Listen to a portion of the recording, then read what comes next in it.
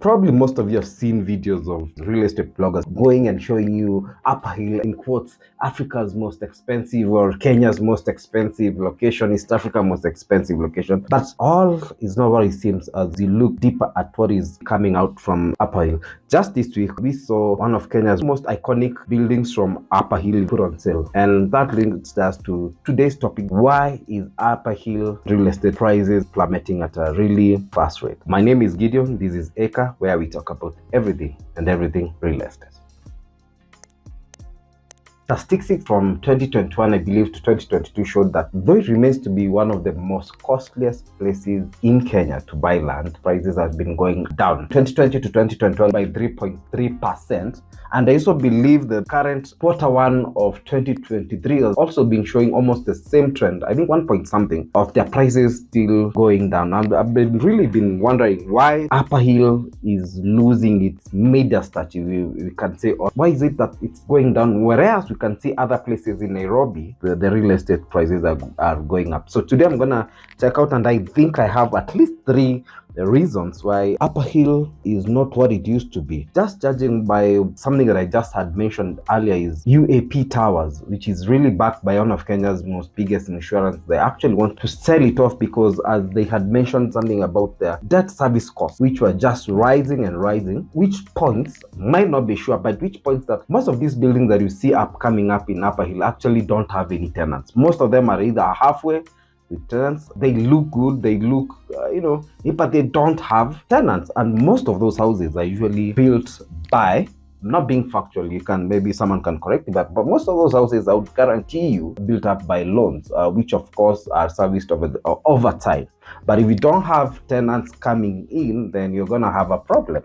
No matter how beautiful or how tall, they have to make money. If they don't, then there's a problem. So what are the reasons Upper Hill is really going that way? One of the biggest reasons I do believe is the expressway. You see, when the expressway was finished, I think that was 2 years ago, it opened up 2 places mainly. One is the JKIA side, which is Earth River, going that way, really opened up, and then also opened up Westlands, where the expressway is finishing up. What does this do? It means anyone who lives, and let's be honest, most people who work in Upper Hill are either techie, upper middle class families. We probably live around Loresho, Westlands, these sort of areas.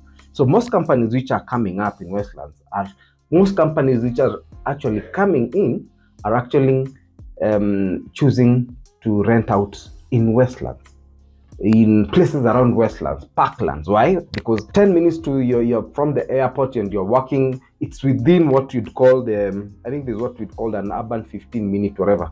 It's places you can go around 15 minutes. You can be at the airport in 15 minutes or 20 minutes. There's also the aspect of most of them, they want to live in Westlands, like play. There's a lot of play or live and play kind of structure around Westlands, Parklands, and the rest. Like where you have offices, you can have your residential areas, and then social places which are there. So expressway, why? Because those are the 2 ends where the expressway is. So when they want to go to Mombasa Road, you just take the expressway. When you want to go to CBD, just take the expressway. So that makes it a little bit more convenient. Number 2, I think Upper Hill has a traffic issue. It's in one sort of corner. It's in one sort of a corner of Nairobi, where anytime you have to go there, you have to go through the CBD or gridlock, or coming in or out. I'm not saying Westlands or other places don't have, but I think Upper Hill, the way it's set up, you have to either go from the Hurlingham side, there's a bit of traffic there. When you're coming from town, there's a bit of traffic there. So the traffic jam for me is one of the key things on why it's not starting to be, it's not as lucrative as it was. Another thing was that maybe it's just reached its ceiling. Yeah, you built all the buildings you can build in Upper Hill, you can't build anymore. So people are looking for other places, probably where there's less traffic, there's more work and live and play sort of. I wanted actually to put that on as a third one. Yes, the third is that people are preferring, if you ask me, if I was to leave, if you ask me whether I'd like to stay in Westland or Upper Hill, I would actually rather working and living in Upper Hill. Why? Because I can get everything there. Yeah, so it has a live, play, like social setup that is much more better. There are more places to go. I can go to Karura, I can go to Parklands, I can go to Westlands. Like, there's a lot of places you can go around Westlands or other places, which is, I think, is eating up Upper Hill's ceiling, not ceiling.